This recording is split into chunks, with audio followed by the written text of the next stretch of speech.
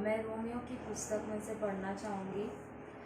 जब हम विश्वास से धर्मी ठहरे तो अपने प्रभु यीशु मसीह के द्वारा परमेश्वर के साथ मेल रखें, जिसके द्वारा विश्वास के कारण उस अनुग्रह तक जिसमें हम बने हैं हमारी पहुँच भी हुई, और परमेश्वर की महिमा की आशा पर घमंड करें।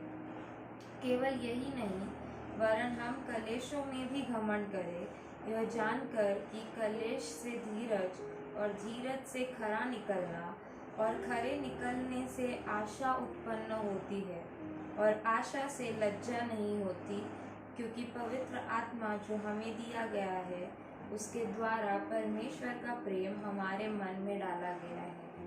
आमीन। आइए हम सब खड़े होते हैं और प्रभु की स्तुति और आराधना करते हैं। प्रभु तेरा धन्यवाद करते हैं इस शाम के समय के लिए। प्रभु धन्यवाद करते हैं प्रभु कि हम तेरी उपस्थिति में आ सकते हैं। प्रभु धन्यवाद करते हैं प्रभु कि हम तेरे बच्चे हैं। प्रभु धन्यवाद करते हैं कि तू हमारा पिता, हमारा सच्चा खुदा है। प्रभु धन्यवाद करते हैं प्रभु कि तूने हमें आशा दी है। प्रभु धन्यवाद करते हैं प्रभु कि तू हमारा परमेश्वर है। प्रभु तू हमारा जीवित परमेश्वर है। प्रभु मांगती हूँ प्रभु कि आज जैसी हम तेरी स्तुति और आराधना करें कि तुझी को सारी महिमा, आदर और गौरव मिले प्रभु, क्योंकि केवल तू उसके योग्य है। तेरे नाम में मांगते हैं, आमीन।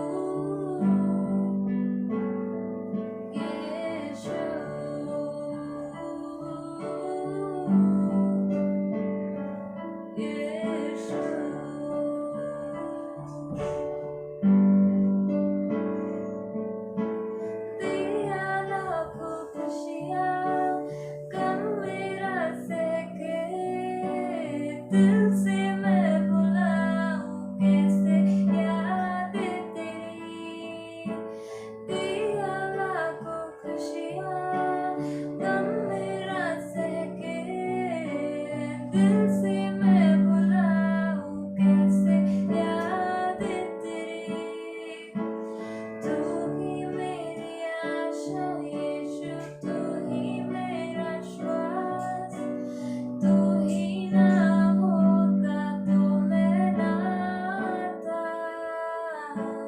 तू ही मेरी आशा यीशु, तू ही मेरा श्वास, तू ही ना होता तो मैं ना आता, यीशु।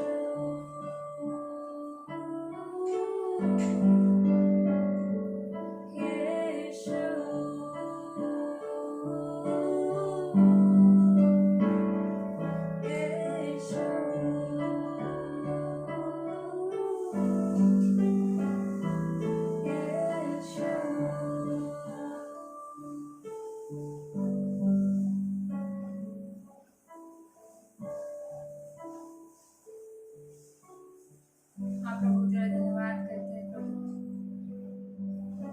केवल तू हमारी आशा है प्रभु। धन्यवाद करते हैं प्रभु कि आशा कभी निराश नहीं करती प्रभु। धन्यवाद करते हैं प्रभु कि कोई भी परिस्थिति क्यों ना होने दे प्रभु, कोई भी कठिनाइयाँ हो प्रभु, कि हम तुझ में आगे बढ़ सकते हैं प्रभु, कि हम तुझ में विश्वास कर सकते हैं प्रभु, कि जानते हैं प्रभु कि तू हमारे साथ है प्रभु, कि तू हमारा पिता, हमारा खुदा है प्रभु, कि तू हमारी रक्षा करता है प्रभु। धन्यवाद करते हैं तेरे क्रूस के लिए प्रभु, धन्यवाद करते हैं प्रभु तेरे लहू के लिए प्रभु। आगे का सारा समय हम तेरे हाथों में सौंपते हैं प्रभु, तेरे वचन को हम तेरे हाथों में सौंपते हैं प्रभु। तू हमें सिखा, तू हमें बदल और अपने जैसा बना, तेरे नाम में मांगते हैं, आमीन। मेरे प्यारे कलीसिया, आज शाम की सभा में आप सभी का स्वागत करना चाहता हूँ और मैं परमेश्वर पिता का धन्यवाद देना चाहता हूँ क्योंकि उन्होंने हम सभी को ये मौका दिया कि हम उसका स्तुति आराधना करें और उसका वचन से कुछ पढ़ें और सीखें। और मैं धन्यवाद देता हूँ एंजल का, उन्होंने बहुत ही सुंदर तरीके से स्तुति और आराधना के जरिए हम लोगों का अगुवाई किया है। और मैं परमेश्वर पिता को विशेष रूप से धन्यवाद देता हूँ क्योंकि उन्होंने मुझे ये मौका दिया कि मैं आप सभी को परमेश्वर का वचन से कुछ शेयर कर सकूं। और आज का जो मैंने वचन लिया है वो है यूहन्ना लिखित सुसमाचार, उसका 15 अध्याय 1 से लेके 5 तक। यीशु सच्ची दाखलता। एक्चुअली ये वचन लेने से पहले मैं दूसरा कुछ प्रिपेयर कर रहा था, लेकिन जब मैं प्रार्थना कर रहा था तो ये वचन मेरे पास बहुत स्ट्रांगली आया। तो मुझे लगा कि परमेश्वर चाहता है कि मैं ये वचन के आप सभी को शेयर करूं। तो आइए हम वचन में आगे बढ़ने से पहले प्रार्थना करते हैं और आशीष लेते हैं। आइए हम प्रार्थना करते हैं। धन्यवाद, स्तुति, आराधना पाने वाले परमेश्वर, हम तेरे नाम को धन्यवाद देते हैं पिता, क्योंकि तू महान है परमेश्वर। तू राजाओं का राजा है, तू आदि और अंत है। हे परमेश्वर, इस शाम की सभा में हम तुम्हें आमंत्रित करते हैं परमेश्वर। इस शाम की सभा में तुम हमारे साथ रहो परमेश्वर। हे पिता, आज शाम की सभा में जो कोई भी ये वचन सुन रहा है परमेश्वर, तो उन सभी को आशीषित कर परमेश्वर। हे पिता, ये वचन को सुन के हम अपने जिंदगी में उसको इस्तेमाल कर सकेंगे, ऐसा होने दे पिता। हे पिता, जब मैं ये वचन बांट रहा हूँ परमेश्वर, तू मेरे साथ रहे परमेश्वर, मुझे छुपा ले परमेश्वर और तू बातें कर पता। हे पिता, आगे का सारा समय हम तेरे हाथों में सौंपते हैं। ये छोटी सी दुआ तेरे मीठे और प्यारे नाम से मांगते हैं, सुन और कबूल कर, आमीन। मेरे प्यारे कलीसिया, जब मैं ये वचन तैयार कर रहा था तो मेरे जो बचपन की यादें हैं वो ताज़ा हो रहे थे। मतलब मैं अपने बचपन में चला गया था। तो अक्सर ऐसा होता है कि जब हम बाहर घूमने जाते हैं, कोई गार्डन देखा तो हमको बहुत आनंदित होता है, वहाँ पे फूल देख के हमको आनंदित होता है। और जब मैं ये वचन की तैयारी कर रहा था तो मुझे मेरे बचपन याद आ रहे थे कि किस तरह से खेती किया जाता है और किस तरह से एक जो फार्मर है, जो किसान है, वो कितना मेहनत करता है एक सिर्फ चावल उगाने के लिए। एक प्रोसेस होता है। और एक किसान जो है 6 से 8 महीने तक खेती में काम करता है सिर्फ चावल उगाने के लिए। क्योंकि मैंने देखा है हमारे घर में जब खेती करने के लिए जाते थे, मेरे पिताजी जाते थे, तो मैं देखता था कि वो कितनी मेहनत करते हैं, लोगों को लेके जाते हैं, वहाँ पे काम कराते हैं। तो जब बारिश से पहले वो क्या करते हैं, खेतों में जाते हैं और जो खेत के अंदर जो पत्थर है, कंकर हैं, उसको निकाल के बाहर फेंकते हैं। और जो झाड़ उगा हुआ है, जो जंगली झाड़ हुए हैं, उसको उखाड़ के फेंकते हैं। उसके बाद वो क्या करते हैं, हल चलाते हैं उसके ऊपर, उसका जो मिट्टी है उसको हल्का करने के लिए। वो हल चलाने के बाद वापस जो पत्थर मिलते हैं और जो कंकर मिलते हैं उसको वापस निकालते हैं और बाहर फेंकते हैं। उसके बाद वो बारिश का इंतज़ार करते हैं। जब बारिश आती है वो ये कोशिश करते हैं कि जो बारिश का जो पानी है वहाँ पे गिरे और उसके साथ साथ जो बाहर पानी जा रहा है वो उधर ना जाए, बल्कि वो खेत के अंदर पानी आए, वो कोशिश करते हैं।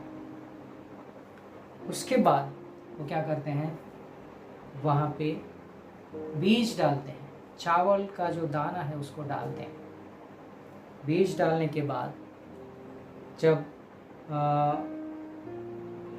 थोड़ा वो बड़ा हो जाता है उसको वो वापस निकालते हैं। ये एक प्रोसीजर होता है। एक निकालने के बाद उसको फिर वो खेत को और एक बार हल चलाते हैं और मिट्टी को बहुत सॉफ्ट करते हैं। उसके बाद वो जो पौधा है, चावल का जो पौधा है, उसको वापस लगाते हैं और उसमें क्या करते हैं, वो खाद डालते हैं। वो खाद इसलिए डालते हैं कि वो जो पौधे का है उसका जो रूट है अच्छी तरह से मिट्टी में जाए और उसको अच्छा न्यूट्रिशन मिले, वो बड़ा हो, उसका कोशिश करते हैं। उसके बाद वो देखते हैं कि पानी रहे और कितना पानी रहे, इतना वो सोचते हैं। उसके बाद जब वो बड़ा हो जाता है वापस वो चेक करने के लिए आते हैं कि कहीं इसके चारों ओर कांटे वाले जो पेड़ है या पौधे हैं वो तो उग नहीं गए हैं। उसके बाद अगर वो देखते हैं कि जंगली झाड़ अगर उसके चारों तरफ उग गया है तो वो क्या करते हैं, उसको आते हैं और निकालते हैं। वो बहुत ही मुश्किल समय होता है। ध्यान देना पड़ता है कि वो जो चावल का पौधा है वो ना निकले। बहुत मेहनत से उसको निकालते हैं। उसके बाद वो इंतज़ार करते हैं कि उसमें से कब वो फूल आएगा। उसमें और थोड़ा वो खाद डालते हैं। फूल आने के बाद उसमें कब वो जो चावल का जो आएगा वो देखते हैं। इसके बाद उसे इंतज़ार करते रहते हैं, बहुत इंतज़ार करते हैं। कम से कम 3 महीने से 4 महीने तक वो इंतज़ार करते हैं वो चावल आने के लिए। उसके बाद चावल जब ठीक हो जाता है, तैयार हो जाता है, उसको क्या करते हैं, वो काटते हैं और घर में लेके आते हैं और वो जो चावल का जो पौधा होता है उससे उस चावल को अलग करते हैं। उस चावल को अलग करने के बाद एक प्रोसेस होता है, इससे फिर जो हम खाते हैं चावल, ऐसे चावल निकालते हैं। एक लंबा प्रोसेस है, ये लंबा प्रोसेस चलते रहता है। और एक मैं आपको बताऊं कि ये जो है एक इन्वेस्टमेंट होता है। हर एक किसान एक इन्वेस्टमेंट करता है कि वो 6 महीने या 4 महीने के बाद फसल उगाएगा और उसका वो प्रॉफिट लेगा। इसी तरह हमारा जो परमेश्वर है वो भी एक इन्वेस्टमेंट करता है। हमारा जो यीशु मसीह है वो भी इन्वेस्टमेंट किया है। वो इन्वेस्टमेंट हम लोगों के ऊपर है। वो हम सभी को हमारे मुसीबतों से बचाता है, हमारे तकलीफ़ों से बचाता है, और हमारे चारों तरफ जो तकलीफ भरे कांटे भरे झाड़ आते हैं उसको वो निकालता है। तकलीफ़ें आते हैं उसको वो निकालता है। वो नहीं चाहता कि हम उस तकलीफ़ में डूब जाए और उसके राहों से भटक जाए। इसलिए वो उस झाड़ को निकालता है, तो तकलीफ़ को निकालता है, और वो कोशिश करता है कि हम कुछ फल फले। और वो जो फल है वो चाहता है कि उसका और हमारा जो रिश्ता है, परमेश्वर यीशु मसीह और हमारा जो रिश्ता है स्ट्रॉन्ग हो जाए, मजबूत हो जाए। और यहाँ पे हम देखते हैं, मैं आपके लिए पढ़ता हूँ 15 अध्याय 1 से लेके 5 तक। पहला 2 वचन में ऐसा लिखा जाता है, सच्ची दाखलता मैं हूँ और मेरा पिता किसान है। जो डाली मुझ में है और नहीं फलती उसे वह काट डालता है, और जो फलती है उसे वह छांटता है ताकि और फले। तुम तो उस वचन के कारण जो मैंने तुमसे कहा है शुद्ध हो। तुम मुझ में बने रहो और मैं तुम में। जैसे डाली यदि दाखलता में बनी न रहे तो अपने आप से नहीं फल सकती, वैसे ही तुम भी यदि मुझ में बने न रहो तो नहीं फल सकते। मैं दाखलता हूँ, तुम डालियाँ हो। जो मुझ में बना रहता है और मैं उनमें, वह बहुत फल फलता है, क्योंकि मुझसे अलग होकर तुम कुछ भी नहीं कर सकते। प्रभु ये वचन पर हम सभी को आशीष प्रदान करें। जैसे कि मैंने बताया कि यीशु मसीह एक इन्वेस्टमेंट करता है हमारे साथ, हमारे ऊपर, लेकिन कभी कभी वो निराश होता है, क्योंकि हम जो फल फलना होता है वो फल नहीं फल सकते, उस धारण नहीं कर सकते वो फल को, इसीलिए वो निराश होता है। तो यहाँ पे पहला और दूसरा वचन में ऐसा लिखा जाता है, 2 चीज़ों के बारे में वो दूसरा वचन में अगर हम पढ़ेंगे वो 2 चीज़ों के बारे में बताता है। एक फल फलने वाला डाली और ये फल नहीं फलने वाला डाली। और ये फल फलने वाला डाली और फल नहीं फलने वाला डाली के बारे में आज देखेंगे। जो फल नहीं फलने वाला डाली वो क्या है? मैंने एक बार एक गुलाब का पौधा लेके आया था, बालकनी में डाला था। उसमें मैंने खाद डाले तो गुलाब बहुत अच्छा आने लगे। उसके बाद 20-25 दिन के बाद मैंने देखा कि एक अलग सी डाली जो उसके पेड़ के नीचे से बढ़ रहा है। तो मुझे लगा कि ये अच्छी बात है कि ये बढ़ रहा है, तो मैंने और खाद डाले। तो वो मैंने ये ऑब्जर्व किया है, वो बढ़ता ही जा रहा था, बढ़ता ही जा रहा था, बढ़ता ही जा रहा था। 3 महीने 4 महीने वो बढ़ता गया, बहुत बड़ा हो गया, लेकिन वहाँ पे कुछ फूल नहीं आए। बाद में मैंने उसको थोड़ा पढ़ाई किया कि ये क्यों फूल नहीं आ रहे, तो मुझे पता चला कि वो जंगली जो झाड़ है, वो जो जंगली डाली है वो उग गया था वहाँ पे, तो मैंने उसको काटना पड़ा। अगर हम यीशु मसीह के चेलों के बारे में देखेंगे तो जुदा के बारे में, जो यीशु मसीह के साथ विश्वासघात किया, उसने पवित्र आत्मा का जो फल फलना चाहिए वो फल नहीं धारण कर पाया, और इसीलिए उसको यीशु मसीह जो और उनके चेलों से अलग कर दिया गया था। आपको मालूम है उसका परिणाम क्या हुआ था। तो ये है फल नहीं फलने वाला डाली का उदाहरण। और आगे हम देखते हैं, वहाँ पे लिखा जाता है, और जो फलती है उसे वह छांटता है ताकि और फले। और जो फलती है उसे वो छांटता है कि वो और फले। जब मैं इंग्लिश बाइबल पढ़ रहा था, वहाँ पे ऐसे लिखा था प्रून। प्रून का ये मतलब है कि हमको काटना, छोटे छोटे जो छांटना या फिर काटना। जो प्रूनिंग होता है, जो काटना होता है पौधे में, अगर हमको ज़्यादा फूल लाना है, फूल का जो पौधा है, तो उसको क्या करते हैं, हम लोग काटते हैं। जो ऑलरेडी सूखा हुआ है या फिर फूल आ चुके हैं, उसको हम काट देते हैं, तो वो क्या होता है, उससे दूसरे पौधे निकलते हैं, और जो काटे हुए जो डालियाँ हैं उससे नीचे से और 5-6 डालियाँ निकलते हैं, और उसमें और ज़्यादा फूल आते हैं। तो काटना भी बहुत मुश्किल बात है। एक इंसान को अगर हानि पहुँच तकलीफ़ होता है, तो अगर हमारे हाथ में कट गया तो हमको बहुत तकलीफ़ होता है। इस तरह शायद पेड़ को भी तकलीफ़ होता होगा।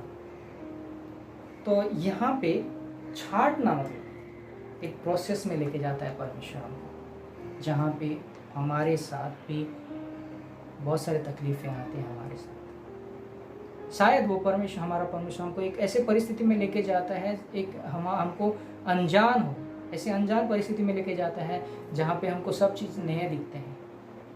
शायद ऐसा भी हो सकता है हमारे रिश्तेदार में या फिर हमारे परिवार में कुछ मुश्किलें आ जाए, अड़चनें आ जाए, लेकिन उस समय परमेश्वर चाहता है कि हम उसके और नज़दीक आए, और हमारा जो बॉन्डिंग है, जो रिश्ता है, उसके साथ और बढ़े।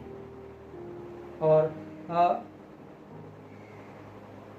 यीशु मसीह यही चाहता है कि जब हम इस जगत में हैं, तो हम उस हमारा और यीशु मसीह का जो रिश्ता है और स्ट्रॉन्ग हो जाए। उसने जो इन्वेस्टमेंट किया है उसका प्रॉफिट उसको मिले, उसका जो प्रॉफिट है उसको मिले। परमेश्वर यही चाहता है, यीशु मसीह यही चाहता है। और दूसरा चीज़ जो है, यीशु मसीह हर तरह से कोशिश करता है, हर चीज़ अपनाता है, हर एक्सपेरिमेंट करता है, हर चीज़ हमको प्रोवाइड करता है, हर चीज़ हमको देता है, ताकि हम और हमारा यीशु मसीह के बीच में जो रिश्ता है वो स्ट्रॉन्ग हो जाए। अगर आप यशायाह का किताब 5वां अध्याय पढ़ेंगे, 1 और 2 वचन, वहाँ पे ऐसे लिखा जाता है,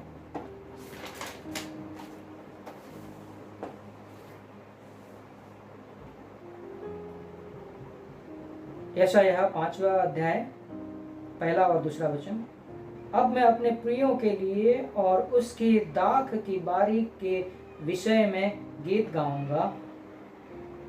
एक अति उपजाऊ टोल पर मेरे प्रिय की एक दाख की बारी थी। उसने उसकी मिट्टी खोदी और उसके पत्थर बीनकर उसमें उत्तम जाति का एक दाखलता लगाई। उसके बीच में उसने एक गुम्मट बनाया और दाख रस के लिए एक कुंड भी खोदा। तब उसने दाख की आशा की, परंतु उसमें निकम्मे दाखे ही लगे। यहाँ पे हम देखते हैं कि एक उपजाऊ जमीन पर वो इंसान वो जाता है, और जहाँ पे वो वहाँ का जो पत्थर होते हैं वो निकालता है, वहाँ पे एक गुम्मट बनाता है और कुंड बनाता है पानी भरने के लिए, और वहाँ पे लोग जो दाख लता है उसको एक उत्तम, बहुत ही अच्छा जो दाख लता होता है उसका झाड़ लगाता है और उसको पानी देता है।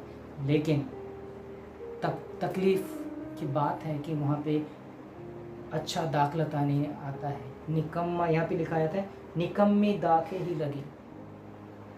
परमेश्वर निराश होता है यहाँ पे। ये इस संदर्भ में मैं बात किया जहाँ पे वो इज़राइल और यहूदियों के बारे में बात कर रहा है, जहाँ पे परमेश्वर इन लोगों को बहुत सारे आशीष दी, उनको सम्मानित किया, उनको उनका हर चीज़ उनको दिलाया, उनको प्रोवाइड किया, और फिर भी उन्होंने उसको ठुकराया, इग्नोर किया, और उसका जो वचन है उसको इग्नोर किया।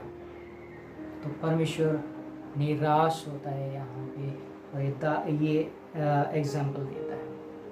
और अभी का ज़िंदगी में अगर हम देखेंगे, यीशु मसीह भी हमारे ऊपर बहुत सारा इन्वेस्टमेंट करता है, हमको हर चीज़ें दिलाता है, हमको पास्टर दिलाता है, हमको कलीसिया दिलाता है, हमको परमेश्वर का वचन देता है, हमको उसका जो वर्ड है बाइबल देता है, हमको समय देता है, हम प्रार्थना करें, परमेश्वर के निकट आए, लेकिन हम उसको इग्नोर करते हैं। कितना दुख की बात है। हम चर्च में जाते हैं लेकिन किसी से बात नहीं करते हैं, चर्च में बातें सुनते हैं और भूल जाते हैं, उसके अमल नहीं करते हैं। ये बहुत दुख की बात होता है। परमेश्वर उससे निराश होता है, यीशु मसीह उससे निराश होता है। वो चाहता है कि हम जो भी परमेश्वर के वचन सुनते हैं उसका अमल करें। तो हमारे ज़िंदगी में वो जो फल धारण करना ज़रूरी है, और वो चाहता है कि उसके ज़रिए हमारा और परमेश्वर का जो नाता है, जो संबंध है, वो स्ट्रॉन्ग बने। और तीसरा चीज़ जो है, अगर आप देखेंगे, परमेश्वर यीशु मसीह चाहता है कि हम उसके साथ बने रहें। तीसरा और चौथा वचन मैं आपके लिए पढ़ता हूँ, यूहन्ना 15 उसका तीसरा और चौथा। तुम तो उस वचन के कारण जो मैंने तुमसे कहा है शुद्ध हो। तुम मुझ में बने रहो और मैं तुम में। जैसे डाली यदि दाखलता में बनी न रहे तो अपने आप से नहीं फल सकती, वैसे ही तुम भी यदि मुझ में बने न रहो तो नहीं फल सकते। जब हम परमेश्वर में बने नहीं रहते तो हम उसका जो फल है उसको धारण नहीं कर सकते। तो इसीलिए यहाँ पे यीशु मसीह हमको बोलता है कि हमको उसका जो वचन है उसके साथ, यीशु मसीह के साथ हमको बने रहना है, उसके साथ रहना है। उसके साथ रहेंगे तो हम जो फल है उपजा सकेंगे, धारण कर पाएंगे। और उसके साथ किस तरह से रहना है, हमको किस तरह से करना है, हमको ये चीज़ें ध्यान में रखना है कि हर वक्त, हर समय हमको यीशु मसीह को अपना उद्धारकर्ता मानना है, और हर काम करने से पहले हमको उसको सामने रखना है और उसको विश्वास करना है, उसके ऊपर विश्वास करना है, उसका विश्वास में हमको बढ़ना है। और तीसरी बात है, उसके निकट आके बातें करना है, उससे प्रार्थना करना है। उसका जो कलीसिया उसने दिया है वो कलीसिया में हमको जाना है, और कलीसिया में जो सहभागिता दिया है उस सहभागिता में रहना है, और वो जो आशीष वो सहभागिता में मिलता है वो हमको एक्सेप्ट करना है, हमको लेना है, हमको प्रार्थना करना है। परमेश्वर का वचन जो दिया है उस वचन को हमको पढ़ना है। और चौथा चीज है, जो पवित्र आत्मा का जो शक्ति है उसको हमको स्वीकारना है। जब हम ये सब करेंगे, पवित्र आत्मा का शक्ति हमको परमेश्वर देगा। उस पवित्र आत्मा की शक्ति को हमको स्वीकारना है और उसको हम हमारे ज़िंदगी में उसको व्यवहार करना है, इस्तेमाल करना है दूसरे लोगों की भलाई के लिए, दूसरों की मदद करने के लिए हमको इस्तेमाल करना है। और चौथा बात जो है, यीशु मसीह हमको क्या करता है, ताकत देता है, सामर्थ्य देता है कि हम जो भी करेंगे यीशु मसीह के लिए करेंगे, और वो जो भी करेंगे वो हमारे पीढ़ी दर पीढ़ी आशीर्वादित हो। उसका 5वां वचन मैं पढ़ता हूँ, वहाँ पे ऐसे लिखा जाता है, मैं दाखलता हूँ, तुम डालियाँ हो, जो मुझ में बना रहता है और मैं उसमें, वह बहुत फल फलता है, क्योंकि मुझसे अलग होकर तुम कुछ भी नहीं कर सकते। यहाँ पे ऐसे लिखा जाता है, बहुत फल फलता है। जब हम परमेश्वर के साथ रहते हैं हम बहुत फल फलते हैं। मुझे याद है जब हम हाई स्कूल में थे तो हमको एक स्टोरी लिखने के लिए बोला गया था, योर गोल इन लाइफ। तो तुम्हारा ज़िंदगी में मकसद क्या है। तो हाई स्कूल से हमको एक मन में ये आ गया कि चलो मुझे आगे जाके ये पढ़ना है, ये काम करना है, इतना पैसे कमाना है, ये चीज़ खरीदना है, ये चीज़ खरीदना है, और बंगला खरीदना है, गाड़ी खरीदना है, जो कुछ है हमने प्लान किया, हमने सोचा, और वो जो प्लानिंग था मैं और मेरा प्लानिंग उसके बीच में था। यहाँ पे हम सिर्फ अपने लिए और हमारे जो प्लानिंग के लिए जी रहे हैं, लेकिन यहाँ पे परमेश्वर कहता है, जो मुझ में बना रहता है, जब हम यीशु मसीह में बने रहते हैं तो हम ज़्यादा फल फलते हैं। तो जब जो चीज़ हम हमारे लिए करते हैं वो कुछ समय के लिए रहता है। जो भी चीज़ें हम अपने लिए करते हैं वो कुछ समय के लिए, हम जब जिंदा हैं तब तक रहता है हमारे लिए। लेकिन जब हम यीशु मसीह के लिए कुछ करते हैं वो पीढ़ी दर पीढ़ी हमारे साथ रहता है, हमारे पीढ़ियों के जो पीढ़ी हैं उनके साथ रहता है, उनको आशीर्वादित करते रहता है, और वो अनंत समय तक रहता है। जब हम यीशु मसीह के लिए कुछ करते हैं तो परमेश्वर ये चाहता है कि आज हम क्या करें, परमेश्वर के राज्य के लिए काम करें। यीशु का जो वचन है हमको दूसरों को देना है, यीशु मसीह का जो पवित्र आत्मा का शक्ति है उसको ग्रहण करना है, और पवित्र आत्मा की शक्ति से लोगों से बातें करना है। और परमेश्वर ने जो वचन दिया है उस वचन को लेकर दूसरों को बताना है। उसके साथ ही हम परमेश्वर के निकट आ सकते हैं, परमेश्वर का जो फल है उसको फल सकते हैं। तो आगे ऐसे लिखा जाता है कि क्योंकि मुझसे अलग होकर तुम कुछ भी नहीं कर सकते।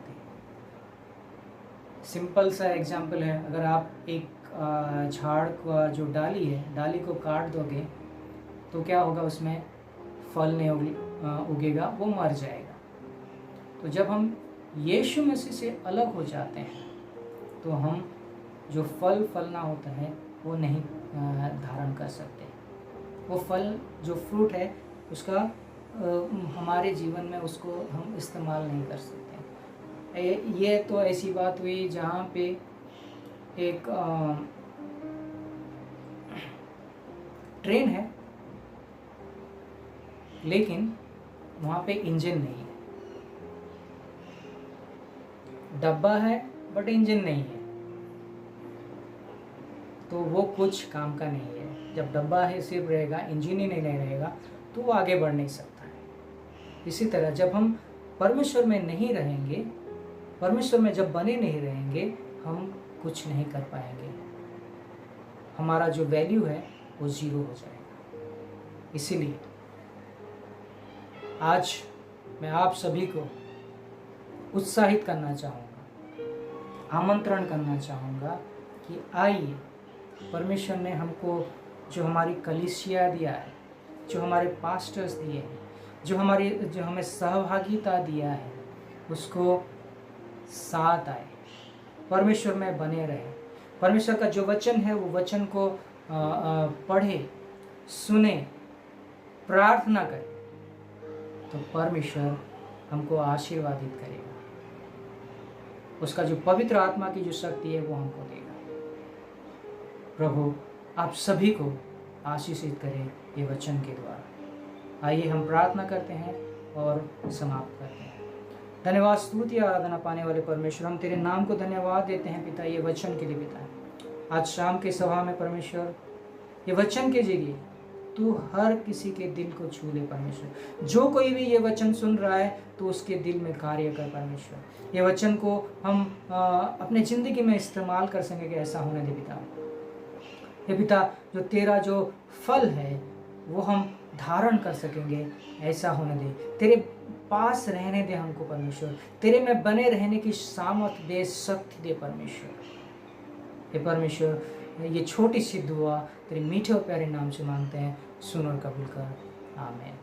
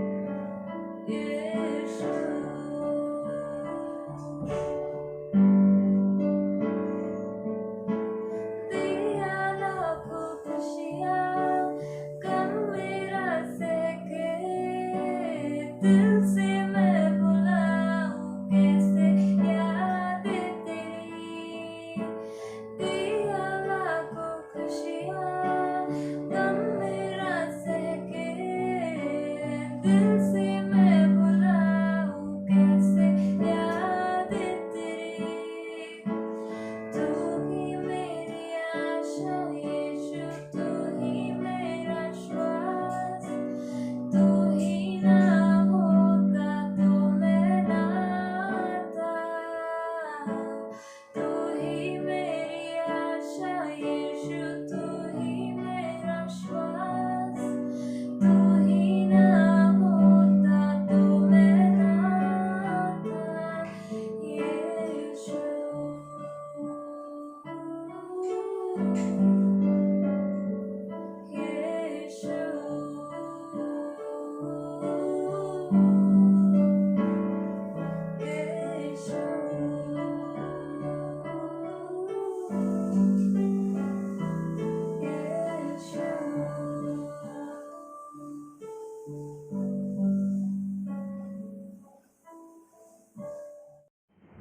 कलीसिया में प्रार्थना करता हूँ हमारे परमेश्वर पिता का प्रेम, हमारे प्रभु यीशु मसीह उनका अनुग्रह और पवित्र आत्मा की सुसंगता आप सब लोगों पर सदा सर्वदा बनी रहे और परमेश्वर के लोग बोलेंगे आमीन आमीन।